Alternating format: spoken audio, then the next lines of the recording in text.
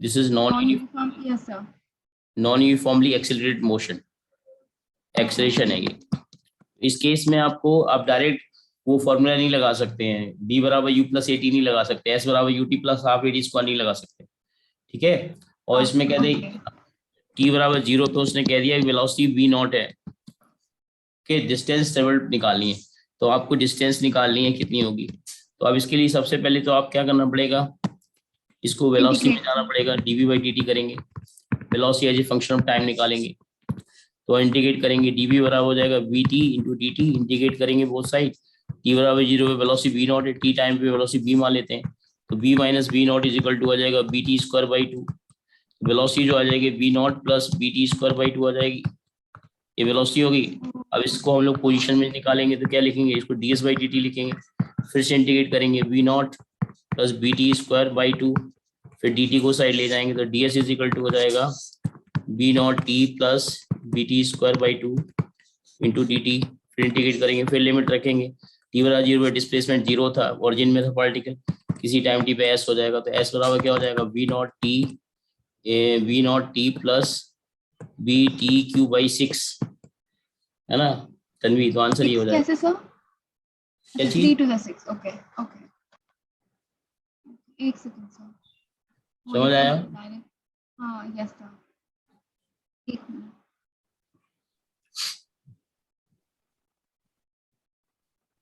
दो बार इंटीग्रेट करना है, ठीक है, दो बार, एक सेकंड एक बार इंटीग्रेट करके वेलोसिटी में पहुंचेंगे, फिर दोबारा इंटीग्रेट करेंगे तो पोजीशन में पहुंच जाएंगे। नेक्स्ट, एक सेकंड सर। सर नेक्स्ट है क्वेश्चन 19। Question number 19 okay. ये पार्टिकल, ये भी इसी तरह से सेम क्वेश्चन है, इसी टाइप का ही। सर इसमें प्रॉब्लम ये आ रही थी, हाँ क्या, इसमें प्रॉब्लम ये आई थी, मैं वेलोसिटी तो निकाल देती हूँ, इंटीग्रेट कर दिया, बट फिर उसमें t इक्वल टू 0 कहाँ पर डाला?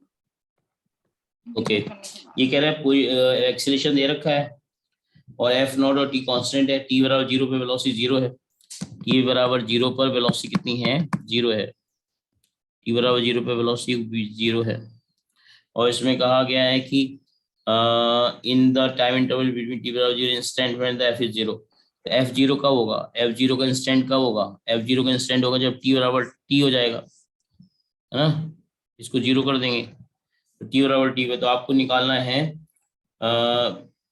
The time interval the instant when is in the time interval t बराबर 0 and the instant when particle velocity बतानी हो जाएगा as a function of x, निकाल वेलोसिटी निकालनी मुझे ना ये लास्ट लाइन समझ नहीं आई कि माइनस करना है, क्या करना है यहाँ पे, क्या माइनस करना है, वो कह रहा है कि t बराबर 0 से वो इंस्टेंट तक के लिए वेलोसिटी बताइए जब आपका f0 हो जाएगा, तो f0 कब हो जाएगा जब t ये पूरा 0 एक्सप्रेशन करेंगे तो t बराबर t पर एक्सेलेरेशन 0 होगा ना, यस सर, तो वो टाइम आ गया, तो इसका मतलब 0 से t के बीच में इसको इंटीग्रेट कर देना है, dv ये आ जाएगा dv इज इक्वल टू हो जाएगा f not 1 minus T upon T into D T, और 0 से इस कैपिटल T तक इंटीग्रेट कर दीजिए, तो वो वाली वेलोसिटी आ जाएगी, ये वेलोसिटी आ जाएगी, तो वो दिस वाली इज आ बी, गई, है बेटा, तो वो वाली तो आ गई F not capital T minus F not T square by 2t, वो वहां तक वो आ गया, बट उसके बाद क्या माइनस करना है, क्योंकि वो बोल रहे हैं कि इंटरवल, किसको वो वाला माइनस पार्ट करना है बेटा, ये जो आया है हमारा F not T minus F not t by 2, हाँ यही तो आ गई वेलोसिटी, हमें क्या निकालना है, वेलोसिटी तो निकालनी है, एक मिनट, पार्टिकल की acceleration in the time interval instead whenever the particle velocity is, sir अगर यही आ गई वेलोसिटी तो फिर हमने t is equal to T क्यों निकाला पहला वाला? t बराबर 0 पे वेलोसिटी कितनी है, 0 है ना, यस सर वो सब ठीक है, बट जो इनिशियली उन्होंने बोला ना at the instant when f equal to 0, वो क्यों निकाला फिर हमने, वो यूज ही नहीं कर रहे थे। t इक्वल टू 0 पे वेलोसिटी t इक्वल टू 0 रखोगे तो 0 ही तो आएगी, टी बराबर 0 वेलोसिटी रखोगे वाला तो पार्ट वो वाला ठीक है, बट जो हम दूसरा पार्ट लिखा है and the instant when f is 0 the particle's velocity is, वो क्यों द निकाल रहे पार्टिकल हैं eight t equal to 0 has 0 velocity in the interval between t equal to 0 and the instant when f is equal to 0. Particle velocity vx is.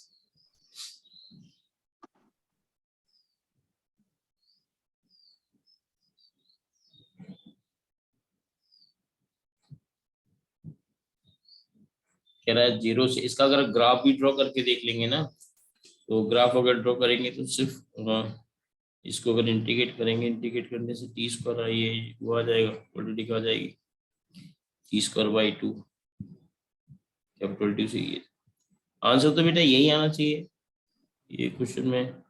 यही तो ये कह रहा है, वो कह रहा है ना साफ साफ, the time interval between t is equal to 0 and the instant when the f is equal to 0, the velocity bx is, bx velocity तो पूछ रहा है वो, वेलोसिटी तो पूछ रहा है, बट फिर हमने ये क्यों निकाला ये वाला part t equal to t वाला, जबकि हम यूज ही नहीं कर रहे हैं वो। इसका आंसर क्या है? सो इसका आंसर एक सेकंड ऑप्शन, हेलो यस एक सेकंड। अब अभी वो मैं आ गया तो उसको कह दीजिए मिल्क वाले को।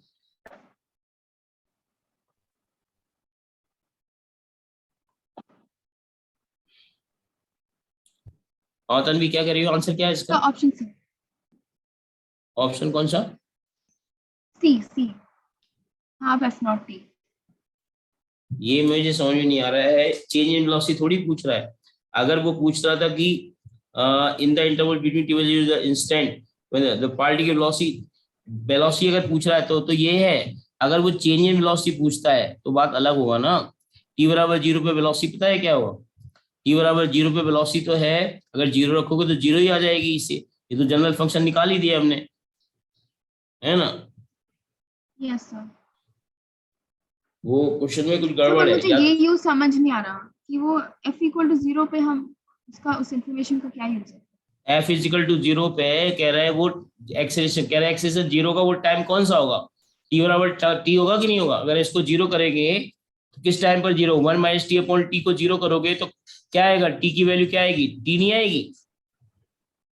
तो वो सब ठीक है, बट मुझे ये समझ नहीं आ रहा है इन द टाइम इंटरवल बिटवीन, वो तो हम यूज ही नहीं कर रहे हैं, हम डायरेक्टली भी निकाल रहे हैं अपना। हाँ इन द टाइम इंटरवल, वो क्वेश्चन में कह रहा था time in the time interval between t0 and the instant when f is equal to 0 particle velocity bx is.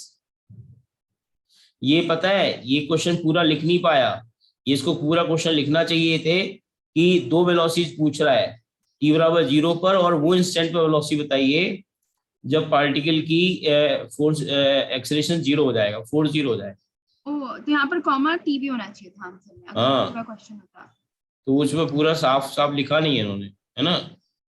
अच्छा वही मैं कंफ्यूज हूँ। हाँ क्वेश्चन में कुछ गड़बड़ है। ओके ठीक है सर। ये 2007 में आया था, एक बार मुझे चेक करने दो जरा, मेरे पास है।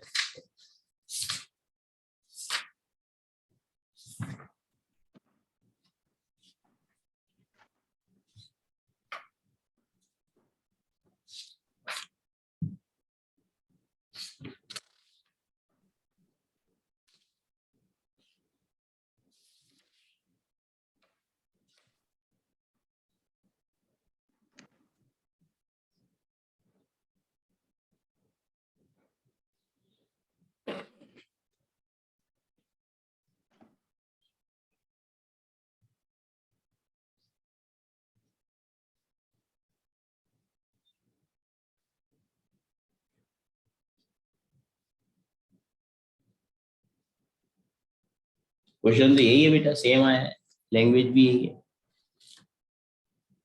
एक मिनट जरा देखो, इसका सॉल्यूशन देखने दो जरा।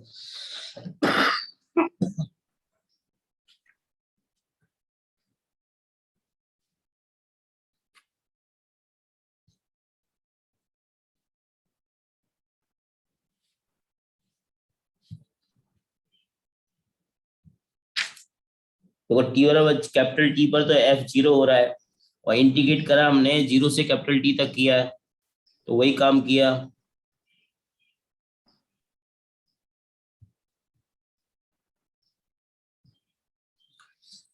हम लोगों ने इंटीग्रेशन सही किया कि नहीं किया? तो इंटीग्रेशन मुझे लगता है सही कुछ है, वैसे इंटीग्रेशन आंसर आ गया। है। हाँ तो क्या, देखो यार तन्वी, तुम भी इसको सॉल्व करो तो क्या आएगा? So F half not t by two तो आएगा। आएगा। यस, वो डाउट नहीं है, वो तो आ गया। अब मुझे हाँ ये डाउट आ रहा है कि वो जो स्टेटमेंट दे रहे हैं इंटरवल बिटवीन, वो हम अरे इंटरवल वो बिटवीन से नहीं कह रहा, लेंगे या वो कुछ कह रहा है माइनस ही यार करना है? सिंपल सा। अरे वो कह रहा है उस इंटरवल टी बराबर 0 पे है, और दूसरा वो टाइम इंटरवल वो है जहां पर एफ अगेन 0 हो रहा है। उस टाइम इंटरवल पर वो तो बताइए, इसलिए हम, उस टाइम इंटरवल बताइए जब एफ 0 हो रहा है, दैट्स ऑल। वो तो 0 से लेकर टी तक, ओके, वो ऑलरेडी हाँ, इंक्लूड कर लिया हमने। 0 से लेकर टी तक नहीं, उस टाइम इंटरवल पर बताइए जहां पर एफ 0 हो रहा है, at the end of that time interval. तो फिर वो t is equal to T आ गया, कैपिटल टी आ गया, इसलिए हाँ, हमने इंटीग्रेट वहां तक किया। That's all. मैं खुद कंफ्यूज हो गया कि ये क्या कह रहा है क्या है, बल्कि हमने सही किया था। इसको सॉल्व करोगे ना तो वही तो आएगा। तो हाफ आ गया, यस सर। वही मैंने कहा ये क्या है, मैं ये तो सामने आ रखा है आंसर, हमने कहा इतना तो तुम कर भी लोगे। वो लैंग्वेज थोड़ी कंफ्यूजिंग थी, है बेटा? लैंग्वेज कंफ्यूजिंग हो गई थी। क्या कह रहे हैं, मैं समझा नहीं क्या? सर वो लैंग्वेज उन्होंने थोड़ी कंफ्यूजिंग लिख रखी थी। हाँ हाँ हाँ। अब क्या करना है? सर वो रिफ्रैक्शन शुरू करना था। ओके, रिफ्लेक्शन स्टार्ट किया था हमने? नहीं सर। बिल्कुल नहीं। Okay,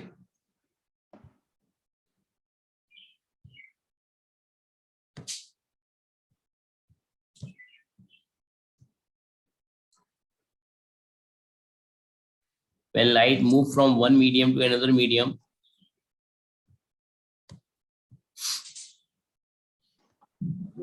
the frequency of light doesn't change. The frequency of light doesn't change. Only wavelength and speed will change. Change, yes sir. And light deviates through its path. ये medium 1 है, ऊपर वाला मीडियम 1 है, this is medium 1 and this is medium 2।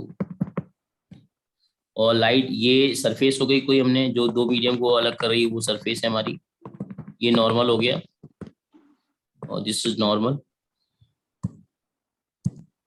ये क्या आ गया? तो light जब आपकी इस मीडियम से इस मीडियम में जाएगी, लाइट सीधी होती है, मेरी आज ये हाथ सीधा नहीं चल पा रहे, पता नहीं क्या हो गया, वाइब्रेशन हो रहा है हाथ। ये रे सीधी आ रही है, आपको सीधी रे बनानी है, ठीक है तन्वी? Yes sir. तो लाइट रे अपनी उस मीडियम से दूसरे मीडियम से दूर भी जा सकती है, मतलब नॉर्मल से दूर भी जा सकती है, नॉर्मल के पास भी आ या सकती फिर है पास से, ना, depending on the medium density. Okay, तो यस। जो फ्रीक्वेंसी है लाइट की एफ, वही फ्रीक्वेंसी यहाँ भी रहेगी, लेकिन यहाँ वेलोसिटी v1 होगी, वेवलेंथ λ1 होगी, यहाँ वेलोसिटी v2 होगी, यहाँ वेवलेंथ λ2 होगी।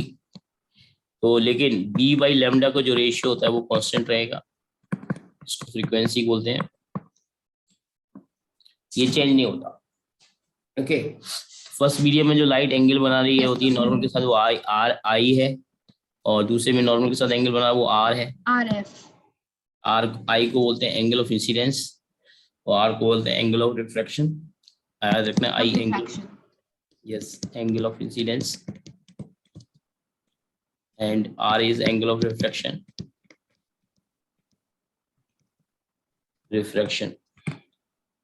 और ये इनके बीच में एक लॉ होता है, रिलेशन होता है, आई और आर सेम नहीं होते। आई और आर सेम एक ही केस में हो सकते हैं, अदरवाइज नहीं होते, जब नॉर्मल इंसिडेंस हो।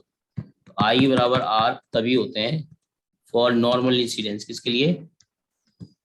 Normal incidence. Normal incidence. अगर नॉर्मल इंसिडेंस है तो आई की वैल्यू भी 0 होगी और आर की वैल्यू भी 0 होगी। Getting my 0 point? होगी, यस सर। अंडरस्टूड बेटा? Yes sir. ओके, इसका वेक्टर फॉर्म होता है, देखो इसमें भी दो लॉ होते हैं कि incident ray, reflected ray and normal, all lies in a plane.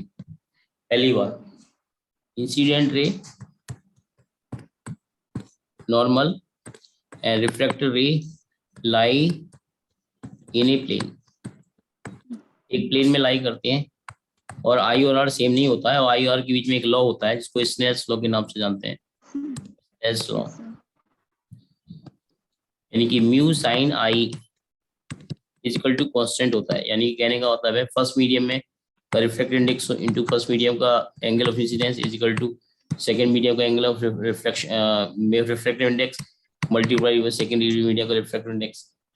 ये है स्नेल्स लॉ, यानी कि sine i upon sine r ये कांस्टेंट होता है, और इसको बोलते हैं रिलेटिव रिफ्रैक्टिव इंडेक्स। क्या बोलते हैं इसको बेटा? Relative refractive index. Tanvi, Okay. So relative. Relative are I refractive index. So mu2 by mu1. हाँ. Yes, mu two by one, you mu one, yes. Okay, Yes, sir. और यही mu two by mu one को हम और अच्छे से लिखेंगे तो ये भी आ जाएगा, यही mu two by mu one हो जाएगा b one by b two, यही lambda one by lambda two के बराबर हो जाएगा। ओके, यानी आपने देखा कि sine i upon sine r जो होगा वो mu two by mu one होगा, यही आपका b one by b two होगा, यही आपका lambda one by lambda two होगा। Are you understand? Yes, sir. एक इम्पोर्टेंट काम की बात बता देता हूँ, इसका एक वेक्टर फॉर्म भी होता है तन्वी। इसका भी. हाँ, ये इसका भी है ना। Okay. आप हाँ. लेकिन वो आपको मेडिकल में यूज नहीं होगा, बट मैं लिखवा देता हूँ, ठीक है। बट मैं लिखवा देता हूँ वो फॉर्मूला, कभी उसने Okay. पूछ लिया कि डायरेक्ट फॉर्मूला पूछ सकते कि correct relation of refraction, law of refraction vector form, इसके क्वेश्चंस नहीं पूछे जाएंगे, but law of refraction vector form का करेक्ट पूछ सकता है, चार ऑप्शंस में करेक्ट कौन से, ठीक है। Okay. Yes, sir. हटा दूं? Yes, sir. देखो इसमें होता है, जैसे फर्स्ट मीडियम आपका म्यू वन है, रिफ्रैक्टेंस का म्यू टू है, एंगल ऑफ इंसिडेंस आई है, एंगल ऑफ रिफ्रैक्शन आर है। तो इसमें क्या होता है, mu one I cross N cap is equal to mu two R cross N cap. So simple ना तन्वी, Yes, sir. है ना। R plus n cap. And interesting too, n cap इससे कि सेम प्लेन में. क्या चीज? जो n cap कॉमन आया वो इससे क्योंकि वो सेम प्लेन में है. Yes yes, N cap is incident normal unit vector along normal, I cap क्या है, unit vector along incidence ray, R cap क्या है, unit vector along refracted ray. Okay. भी तो ऐसे Yes, sir. आपको यहाँ पे क्रॉस प्रोडक्ट यूज होता है, और वहां पे क्या वो यूज हो रहा था, स्केलर प्रोडक्ट, याद है? Yes, sir. ओके, तो बस इसको ये याद रखना है ना। ओके, अब यहाँ पर हम बात करते हैं कि जो ये जो स्नेल्स लॉ होता है, बहुत इंपॉर्टेंट पॉइंट मैं बताने जा रहा हूँ। Snell's law applicable for parallel surfaces की, स्नेल्स लॉ इज एप्लीकेबल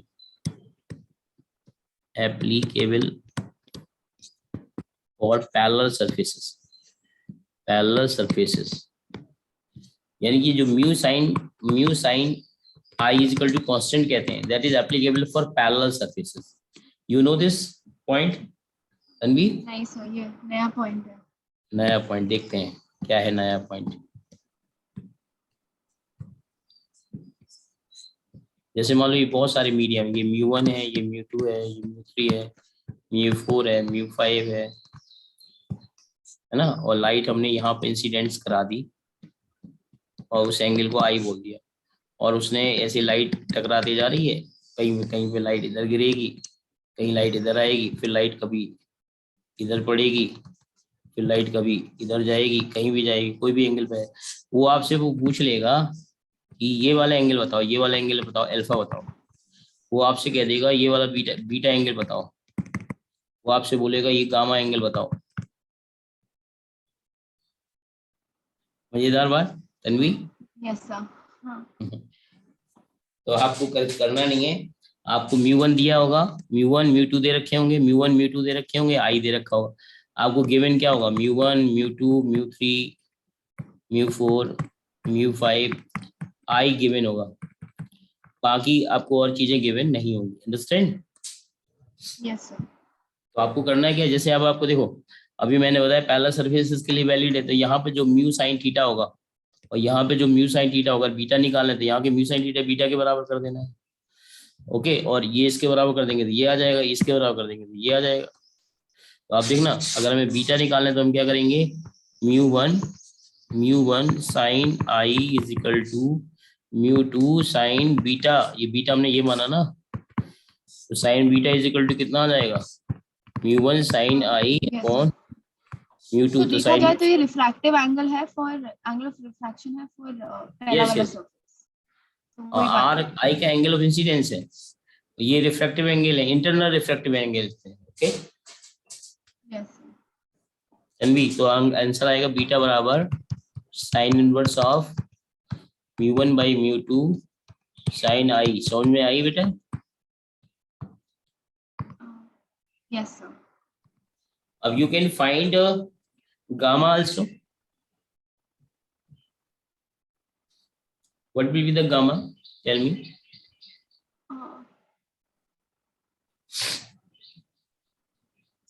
इतने दिन क्लास नहीं हुई आपने, मेरी क्लास मिस करी होगी तन्वी? यस हैं? सर। अच्छा, बहुत मिस करी। Okay okay. इसका एक्चुअली अब हम तो वहाँ मुझे पर, फिजिक्स भी बहुत अच्छी लगती है। हाँ मैं वहाँ थोड़ा ज्यादा बिजी था और बीच में मैं क्लास प्रॉपर दे भी नहीं पाता, तो इसलिए, और कल मुझे पहुंच जाना चाहिए था यहाँ पर, बट मेरी train 15 to 18 hours late, 15-16 hours late थी, ओह, है ना, तो मैं बहुत तो आप एग्जॉस्ट हो गया। स्टेशन पे वेट कर रहे थे? हाँ मैं स्टेशन में, वो चल गई ट्रेन ही 12 घंटे बाद स्टेशन आई। मैं अपनी, चूंकि देहरादून मेरा घर है, मैं रिटर्न हो गया रात को, ट्रेन 10 बजे जानी थी। फिर मैं आया स्टेशन में, उसमें रात में मैसेज आया कि सुबह 6:10 पर चलेगी ट्रेन। मॉर्निंग पहुंचा 6:10 पे, तो मैसेज आया, तो वहां पे देख रहा हूँ कि वो ट्रेन अब डिपार्ट होगी, 11 बजे डिपार्ट होगी। और फिर जब मैं 11 बजे पहुंचा तो डिपार्ट पता चला 12:30 बजे चलेगी। तो पूरी रात का मतलब, लेकिन मेरा तो वहाँ देहरादून अपना घर ही था, लेकिन जो यात्री बेचारे बाहर के थे उनका तो सर्वनाश हो वो गया, तो फंस गए। बेकार हो गए होंगे थे।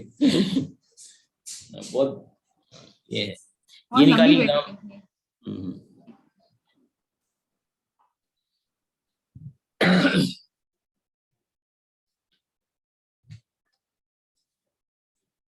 तो ये एक सेकंड। आप इसी तरह से निकाल लेंगे, तो ये आ जाएगा आपका गामा इज इक्वल टू हो जाएगा sine gamma is equal to mu 5 sine gamma is equal to mu 1 sine i, बस। तो गामा इज इक्वल टू आ जाएगा mu 1 by mu 2 mu 5 sine i, और साइन इनवर्स ऑफ हो जाएगा ये, ठीक है। इसी तरह से हो जाएगा, तन्वी आ जाएगा, समझ आया? तो हर चीज हम साइन आई से इक्वेट कर सकते हैं। हाँ बिल्कुल, अगर एंगल हमें प्रॉपर एंगल नहीं पता, अगर sine gamma is equal to, अगर ये मान लेते हैं साइन गामा 3/5 आ जाए सॉल्व होके, तब तो हम गामा 37 लिख सकते हैं ना। लेकिन अगर ये और कुछ आ जाए तो हम कैसे लिखेंगे उसको, साइन इनवर्स में ही तो लिखेंगे। मेरी बात समझ में आ रही है? ठीक। Yes sir. Yes sir. ठीक है, ये है, हटा दो इसको। अब आप कहोगे पैरेलल सरफेस के लिए हमने कांस्टेंट का, तो अब पैरेलल सरफेस ना हो तब क्या करेंगे, तो उसके लिए बता देता हूँ, हटा दो इसको। Okay yes sir. मान लेते हैं ये हमारा है, एक सरफेस हमारा ये है, ये एक हमारा सरफेस ए बी है, ये बी, ये सी डी है, और हमने ये इसका रिफ्लेक्टिव म्यू ले लिया, और इसके यहाँ पे हमने एयर ले लिया, और मान लेते हैं एयर का रिफ्लेक्टिवनेस क्या होता है, म्यू एयर कितना होता है, 1 होता है, ठीक है बेटा। और हमने लाइट मान लो यहाँ पे डाली, एयर नहीं ले रहे हमने, मतलब कोई और मीडियम ले रहे हैं, हम एयर नहीं ले रहे, कोई बड़ा मीडियम ले लेते हैं, ताकि हमने यहाँ पे एयर नहीं ले रहे हैं, हम यहाँ पे ले रहे हैं कोई ऐसा मीडियम ले रहे हैं, कोई डेंसर मीडियम ले रहे हैं, यहाँ पे डेंसर ले रहे हैं, डेंसर मीडियम ले रहे हैं जिसका रिफ्लेक्टिव म्यू डी मान ले रहे हैं, और ये रेयर मीडियम मान लेते हैं, इसका रिफ्लेक्टिव म्यू आर मान लेते हैं। तो लाइट हमने इंसिडेंट कराई यहाँ पर आई एंगल से, अब ये क्या होगा, नॉर्मल से दूर जाएगी रे, वो रे इसमें ना टकरा के, CD में ना टकरा के BD सरफेस पे टकरा गई, तो क्या BD और AB एक दूसरे के पैरेलल है क्या? नहीं। हाँ, तो अब यहाँ पे अब आपको समझ आएगी। ये I हो गया, ये R हो गया, और ये कोई नया एंगल होगा R डैश। ओके, ये नया कोई R डैश एंगल होगा, और ये कोई होगा E। ये क्या होगा? E होगा। E मतलब एंगल ऑफ इमरजेंस। क्या होगा? E बोले तो angle of emergence, angle of emergence. देखो यहाँ पर AB और BD सरफेस पैरेलल नहीं है। AB is not parallel to BD, so यहाँ का जो स्नेल्स लॉ लगेगा वो यहाँ के बराबर नहीं हो पाए। तन्वी, यहाँ अलग स्नेल्स लॉ लगेगा, यहाँ अलग स्नेल्स लॉ हाँ लगेगा। अलग। यहाँ का स्नेल्स लॉ लगेगा, एट AB पे स्नेल्स लॉ लगाएंगे हम। क्या लगाएंगे? ये आएंगे हमारा mu D sine I is equal to mu R sine R। Is it clear? Equation number ये AB पर लगाया। अब हम लगाएंगे BD पर, लेकिन ये वाला या इसके लिए कांस्टेंट नहीं हो पाएगा। ओके, क्योंकि ये सरफेस अलग है, तो इसके लिए लगाएंगे हम mu R sine R dash is equal to mu D sine E। और अगर आप इन दोनों को सॉल्व करोगे ना ऊपर नीचे, यहाँ से कभी भी I और E बराबर नहीं आएगा, क्योंकि A और B पैरेलल नहीं है। पैरेलल नहीं है। ओके, अगर मान पैरेलल लेते में हैं, I और E सेम आता है। अगर पैरेलल होते हो सेम मीडियम होता है तो I और E सेम होता है। आर यू अंडरस्टैंड बेटा? Yes sir. नोट कर लीजिए।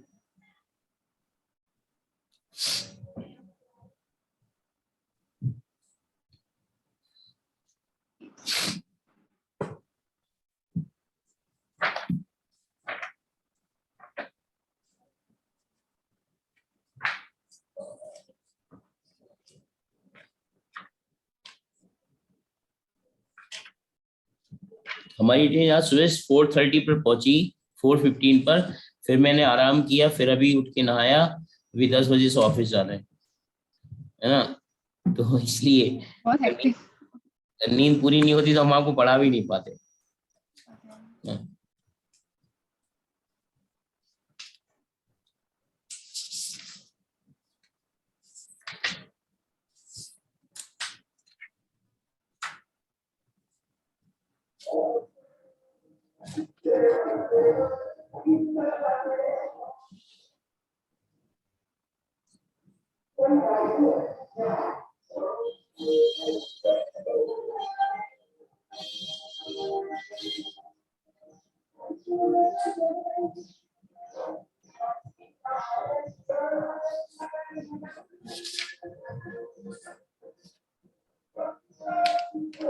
सर आपके बेटे के बोर्ड एग्जाम शुरू हो गए? क्या बेटा, एग्जाम कौन से? आपके आपके बेटे के बोर्ड एग्जाम होने थे ना? अभी नहीं हुए, अभी होंगे। अभी नहीं हुए, अभी होने वाले हैं। तो शुरू नहीं हुए वो, मतलब अप्रैल नहीं से? नहीं नहीं, अभी नहीं, बस हो जाएंगे अगले वीक से कह रहे थे। और उन्हें 2 बार लिखना पड़ा, टर्म 1 टर्म 2। अब वैसे वो हट गया, नया सिलेबस जो आया। अच्छा, हट गया वो? यस सर, तो इस साल से वो हट गया, बस एक ही एग्जाम होगा नॉर्मल, वही 70 मार्क्स। अच्छा अच्छा, ठीक है। Done sir. एक क्वेश्चन लिखिए इसमें।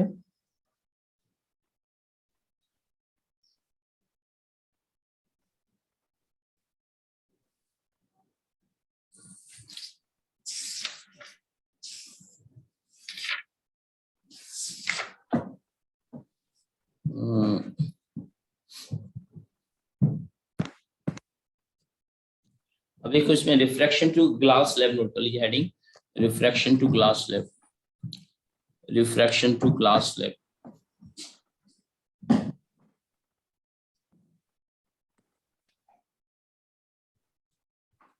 Refraction through glass slab. देखो ग्लास स्लैब जो होता है वो डेंसर मीडियम होता है। एक बात और मैं बता दूं तन्वी, आपको एक लॉ पता है ये वाला? जैसे मान लो सपोज करिए बहुत सारे मीडियम है, 1 2 3 4, इसका μ1 है, इसका μ2 है, इसका μ3 है, इसका μ4 है। और आपको अगर म्यू 2 3 दे दिया जाए x, और म्यू 3 4 दे दिया जाए y, और सर ये जो म्यू, म्यू 2 3 होता है इसका मतलब ये होता है म्यू 2 बाय म्यू 3। क्या म्यू, क्या बेटा क्या? म्यू 2 3 का मतलब होता है म्यू 2 बाय म्यू 3 या उल्टा। म्यू 2 3 का मतलब होता है ये 2/2, ये बोल रहे हो पहले या ये वाला बोल रहे हो? म्यू 2 3 का मतलब ये वाला बोल रहे हो ना आप? Yes sir. इसका मतलब होता है म्यू 2/μ3। कंफ्यूज मत होना, ठीक है? Yes sir. जैसे आपको ये x दे दिया, ये y दे दिया, और आपसे पूछ लिया जाए इसमें म्यू, इसमें पूछ लिया जाए आपके 3 4 2 4 पूछ ले जाए, म्यू 2 4 पूछ ले, म्यू 2 4 बताओ जरा कितना आएगा? ओके एक second. Mu 2 4, find mu 2 4।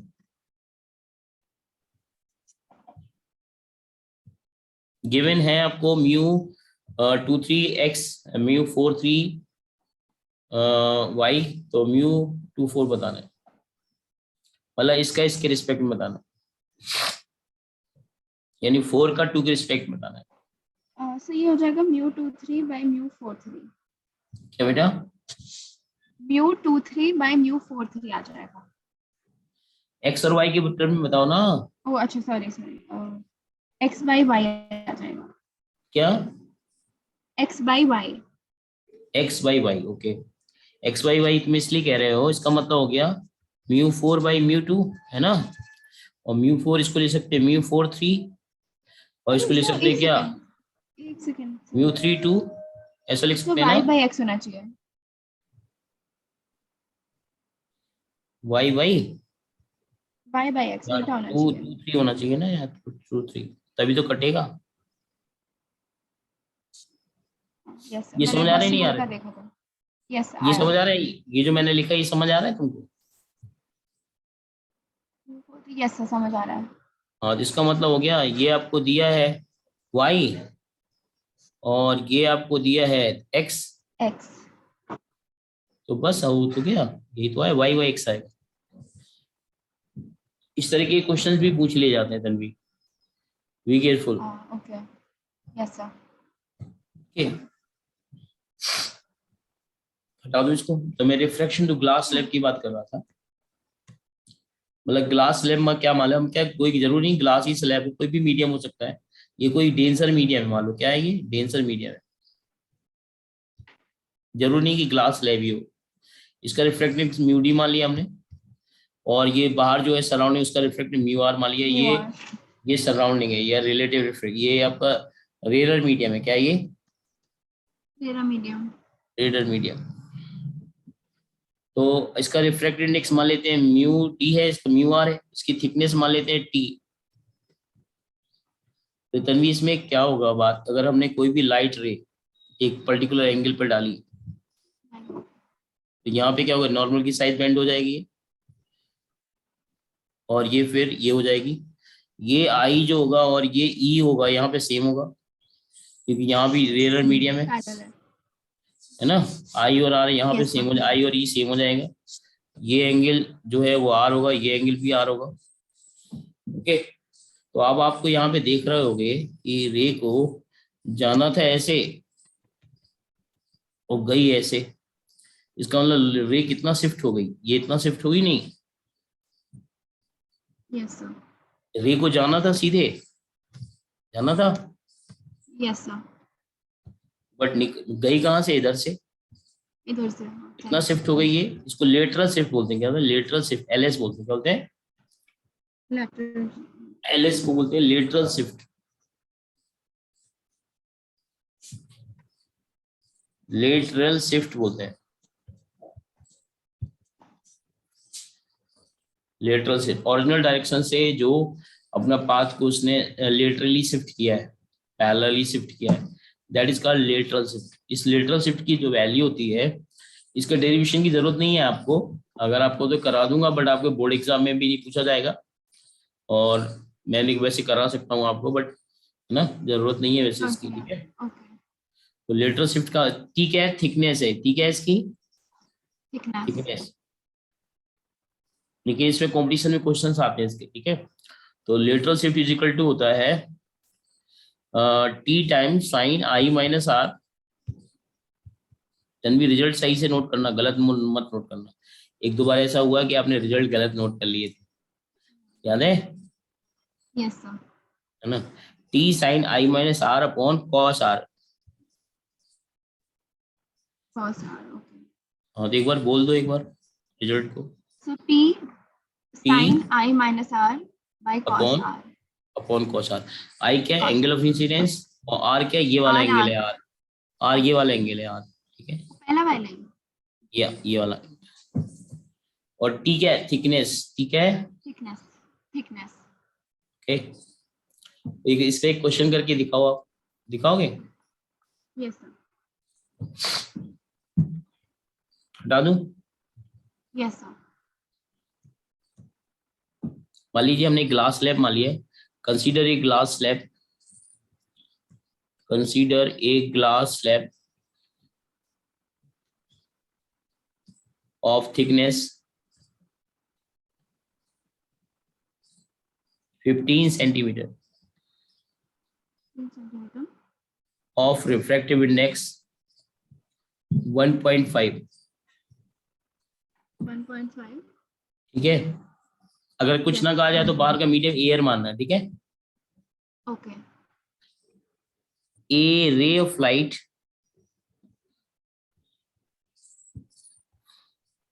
Incident incident on it, a ray of light incident on it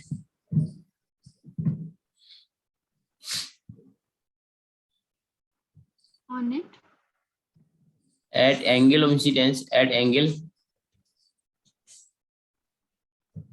eight angle.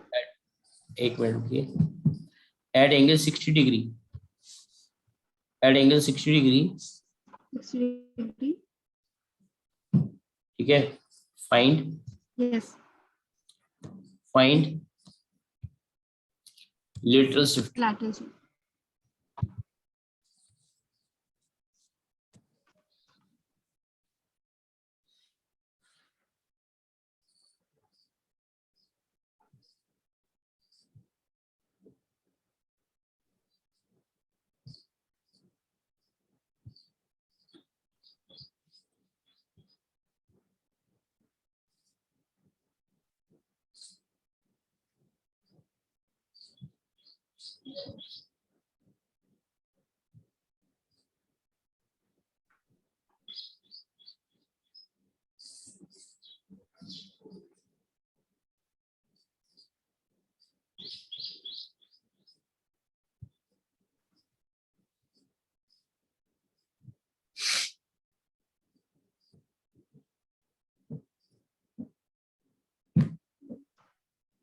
Sir sine R 1/√3 आ रहा है, मुझे 1/√3 पता नहीं क्या होता है। कितना बेटा? सर 1/√3 कौन सा साइन होता है? 1/√3 कौन सा साइन होता है? उसको साइन इनवर्स में लिख सकते हो। सबसे पहले तो आर आर निकालना पड़ेगा, आपने आर निकाला पहले आर। सर वही निकालने में वही साइन इनवर्स रूट 1/√3। आने दो ना उसको, साइन इनवर्स में आने दो। ये 60 डिग्री हो गया, ये 1 हो गया, ये आर निकाल लो। तो इसमें आ जाएगा 1 साइन 60, साइन 60 √3/2, और इसका कितना हो 1.5 इंटू साइन आर। तो sine R is equal to कितना हो जाएगा? Sine R is equal to हो जाएगा आपका √3/2 अपॉन 3/2। 1.5। हाँ। तो 1/√3 आया। तो साइन आर को साइन आर ही रखा रहने दो ना तन्वी। ओके। ठीक है, अब देखो अब देखो अब देखो, यहीं पर कलाकारी है। अब हम इसको अगले स्टेप में लिखेंगे, इसकी थिकनेस याद रखे रहना, ठीक है। थिकनेस यस याद रखें, इसको हटा रहा हूं मैं, हटा रहा हूँ इस पेज को। ठीक है सर। 15 अब आपको निकालना है इसका लेटरल शिफ्ट। लेटरल शिफ्ट कितना होता है? लेटरल शिफ्ट होता है टी की वैल्यू कितनी दे रखी है? 15। 15। और साइन आई minus R upon cos R था ना। Yes sir. इसको खोल देते हैं। तो 1.15 था 1.5 था? सर 15 सेंटीमीटर था। 15। तो sine A cos B cos R minus cos A sine R, अब बोलो Tanvi, upon cos R. Tanvi check कर लीजिए, ठीक है। 1.5 साइन आई माइनस कितना आ जाएगा, ये आएगा आपका कॉस आई और 10 आर आएगा। तो ये कैसे? देखो ना आप। अच्छा ओके, डिवाइड। अब देखो, ओके यस सर। अब देखो, आपने निकाला था sine R is equal to, निकाला था 1/√3 निकाला था। Yes sir. Right angle triangle बना लोगी। ओके, ये आर हो जाएगा, ये 1 हो जाएगा, ये √3 हो जाएगा।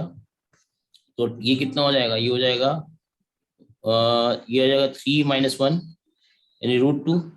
√2 आ जाएगा। हाँ, तो अब देखो ये हो गया 1.5, ये हो जाएगा √3/2, और ये माइनस के कॉस आई की वैल्यू जाएगी 1/2, ये हो जाएगा आपका 1/√2। 1/√2। बताओ आ गया नहीं आ गया? Yes sir. ओके। तो हर चीज का सोल्यूशन है, बस भगवान ने जो दिया है ब्रेन, उसका इस्तेमाल करना है ना। Yes sir. ठीक है तन्वी, तो आज के लिए इतना ही तन्वी, ठीक है। ओके। तो अभी इसमें हम इसके और आगे केसेस बताएंगे। चलिए एक चीज और मैं बता देता हूँ, क्रिटिकल एंगल क्या होता है, NTIR, वो और बता देता हूँ, है ना। Yes sir. ये अभी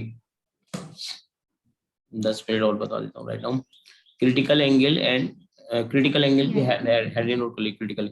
इसमें एक चीज और बतानी, इसमें काफी सारी चीजें हैं। इसके बाद क्रिटिकल एंगल में बाद में जाऊंगा, इसके पहले हमें इसमें बताना है आपको। आपने सुना होगा अपेरेंट शिफ्ट, लेटरल शिफ्ट पढ़ा होगा आपने, यस सर। है ना। Normal apparent shift and apparent height, apparent depth, yes sir. है ना। तो आज ये खत्म नहीं हो पाएगा, इसलिए हमने जस्ट शुरुआत कर दिया है, ये हम नेक्स्ट क्लास में बताएंगे, ठीक है। नेक्स्ट, ठीक है सर। सर कल या हाँ, परसों? कल परसों तब कल सैटरडे। हाँ होने दो, ठीक है। ठीक हम है उसकी सर। भरपाई करेंगे ना। 5:15। हाँ, सुबह 5:15 मॉर्निंग। ठीक है सर। ओके, चलो okay, bye bye. Thank you sir. Welcome. Bye sir. Bye bye, take care.